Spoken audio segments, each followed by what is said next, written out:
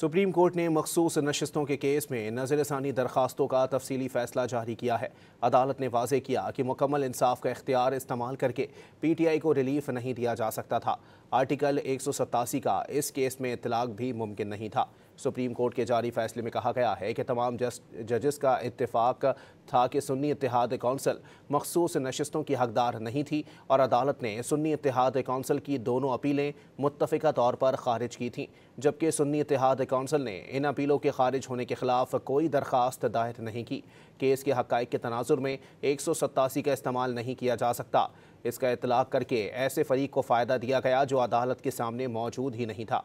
अरकान असम्बली को D notify किया गया और वो रिलीफ दिया गया जो आइन के दायरे कार से बाहर था। अक्सरियती फैसले ने रिकॉर्ड और आइन के बरखिलाफ सुन्नी इत्तेहाद कौंसिल के बजाय तहरीक इंसाफ को रिलीफ दे दिया।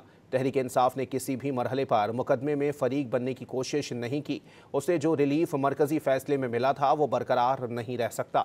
इलेक्शन कमीशन ने मखसूस नशिस्तें दूसरी जमातों को दी थीं, मगर मरकजी फैसले में इन जमातों को बगैर सुने डी सीट कर दिया गया, जो कानून और इंसाफ के तकाज़ों के खिलाफ था।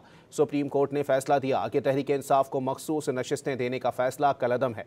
जस्टिस मंसूर अली शाह समेत 8 जजेस ने अक्सरियत की बुनियाद पर तहरीक इंसाफ को मखसूस नशिस्तें देने का फैसला किया था।